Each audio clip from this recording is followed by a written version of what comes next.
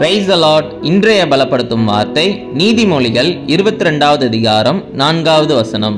Proverbs chapter 22 verse 4. தாழ்மைக்கும் கர்த்தருக்கு பயப்படுதலுக்கும் வரும் பலன் ஐஸ்வர்யமும் மகிமையும் ஜீவனுமாம். The reward for humility and fear of the Lord is riches and honor and life. ஹல்லேலூயா. ஒரு சகோதரன் அவர் எப்பொழுதுமே தாழ்மையாகவே இருப்பாராம். தாழ்மையாக பேசுவார். அவருடைய ஆக்டிவிட்டிஸ் எப்பவுமே தாழ்மையாகவே இருக்குமா.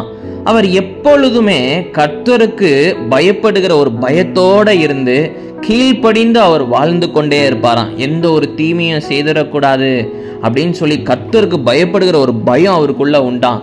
பாவம் செஞ்சிடக்கூடாது அப்படின்னு அவருடைய வாழ்க்கையில அவர் தாழ்மையாக இருந்து கர்த்தருக்கு பயந்து கீழ்ப்படிந்து வாழ்கின்ற பொழுது நாட்கள் போக போக அவருடைய வாழ்க்கையில கர்த்தர் அவரை மகிமையாக கொண்டு பயன்படுத்தினாராம்.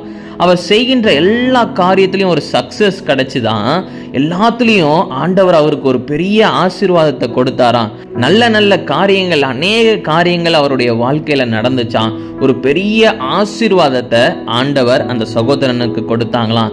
எல்லா காரியங்கள், இக்கட்டான சூழ்நிலைகள்ல எல்லாத்துலேயுமே கர்த்தர் அந்த சகோதரருடைய ஜீவனை மீட்டு கொண்டு அவர் இன்றைக்கு வரைக்கும் சாட்சியாக வாழ்ந்து கொண்டிருக்கிறாராம். ஹல்லேலூயா.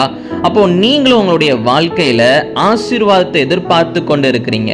ஆனா உங்களுடைய வாழ்க்கையில சில காரியங்களை நீங்க மாற்ற வேண்டியதாக இருக்குது. எப்பொழுதுமே தாழ்மையாக நீங்க வாழ வேண்டும். கர்த்தருக்கு பயப்படுகிற ஒரு பயம் உங்களுக்குள்ள இருக்கணும். எல்லா காரியத்தையும் நம்ம துணிஞ்சு செய்கிறதுனால இன்னைக்கு கர்த்தருக்கு பயப்படுகிற பயமே கிடையாது.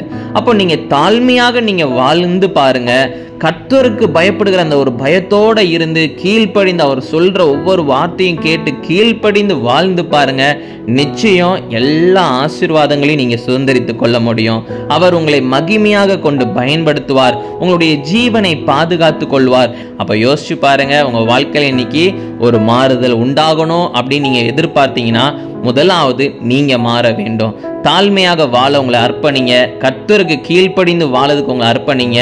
கர்த்தர் எல்லா காரியத்தையும் பார்த்து கொண்டிருக்கிறார். நம்ம தீமை செய்யக்கூடாது, பாவம் செய்யக்கூடாதுன்னு சொல்லி கர்த்தருக்கு பயந்து கீழ்ப்படிந்து நல்ல நல்ல காரியங்களை செய்யுங்க. நிச்சயம் கர்த்தர் உங்க வாழ்க்கையில ஒரு பெரிய மாற்றத்தை உருவாக்குவார். நம்ம எல்லாரும் கண்களை மூடி ஜெபிக்கலாம். எங்களை நேசிக்கிற நல்ல தகப்பனே, ஏசப்பா, பிள்ளைங்க வாழ்க்கையில ஒரு மாற்றத்தை எதிர்பார்க்கிறாங்க. அவங்களுடைய பர்சனல் லைஃப்ல ஒரு மாற்றத்தை எதிர்பார்க்கிறாங்க.